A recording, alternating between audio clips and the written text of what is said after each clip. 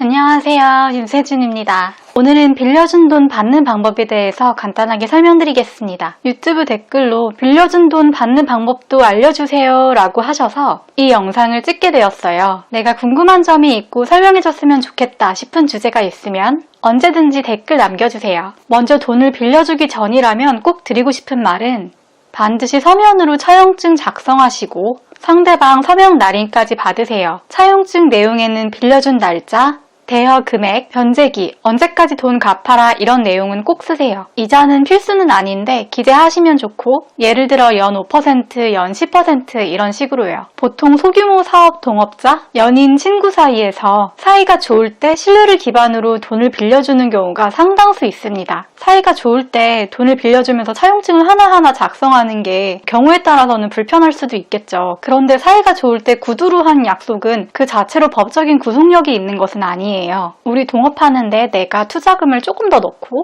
나중에 네가 갚던지 지분을 조금 더 가져가라. 연인일 때 내가 2천만 원 빌려줄게 나중에 갚아. 사정 좋아지면.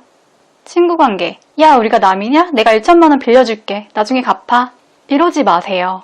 내가 진심으로 상대에게 돈을 주고 나중에 안 받을 생각이 아니라면 이 사람이랑 관계가 파탄나도 본전 생각 안 날 자신 있으면 그때 구두를 빌려주시는 게 좋겠습니다. 반드시 서면으로 앞서 말씀드린 차용증 작성해주세요. 그래야 나중에 민사소송을 들어갈 때 이길 수 있습니다. 정말 오랫동안 신뢰로 유지되는 인연들이 분명히 있습니다. 그러나 대부분은 시절 인연에 그치기도 하고 나중에 사이가 안 좋아지거나 상대가 정말 변제 자력이 없는 경우까지 생각을 하시고 돈을 빌려주기 전에 꼭 차용증 작성하시길 바랍니다.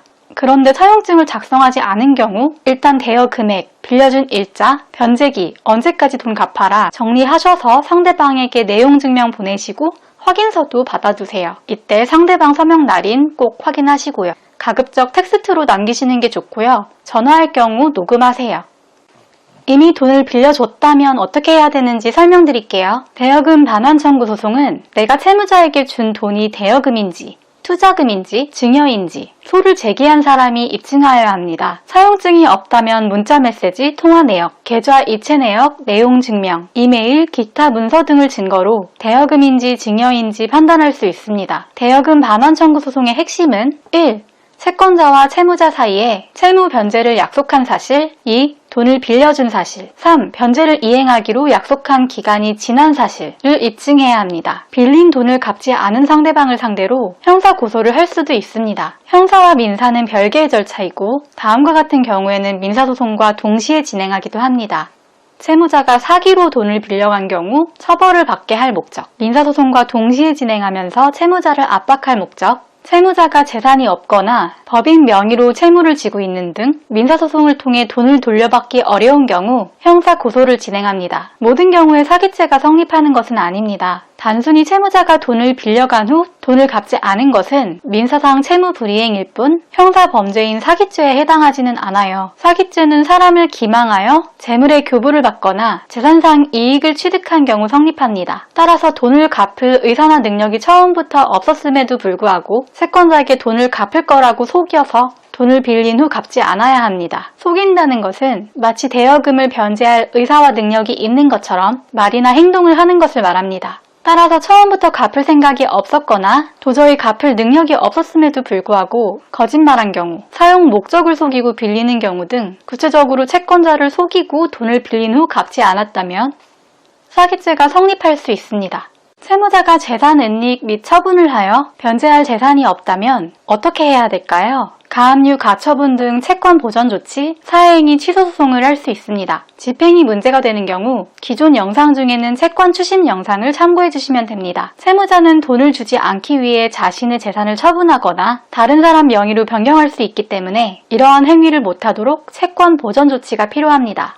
보전 처분은 강제 집행이 개시되기 전까지 채무자의 일반 재산이나 계쟁 목적물의 현상을 동결해 두거나 임시로 잠정적인 법률 관계를 형성시켜주는 조치를 취함으로써 나중에 확정 판결을 받았을 때 그 판결의 집행을 용이하게 하고 그때까지 채권자가 입게 될지도 모르는 손해를 예방할 수 있는 수단입니다. 만약 채무자가 이미 자신의 재산을 은닉, 혹은 처분하였다면 채권자는 채무자의 재산에 대하여 채권 보전 조치를 할 수 없습니다. 채무자가 채무를 변제하지 않기 위해 재산을 은닉하였다면 채권자는 사회행위 취소 소송을 생각해 볼 수 있습니다. 사회행위란 채권자에게 빚이 있는 채무자가 고의로 본인의 금전을 모두 처분하여 변제를 할 수 없도록 만드는 것으로, 채무자가 자신의 법률 행위로 인해 채권자를 해한다는 사실을 알고 있음에도 불구하고 자신의 재산을 감소시키는 법률 행위, 즉 사회행위를 한 경우 채권자가 법률 행위를 취소하고 재산을 원상 회복하기 위해 제기하는 소송입니다. 이상 빌린 돈 받는 방법 안내해드렸습니다. 돈 빌리신 분들 빨리 갚으세요.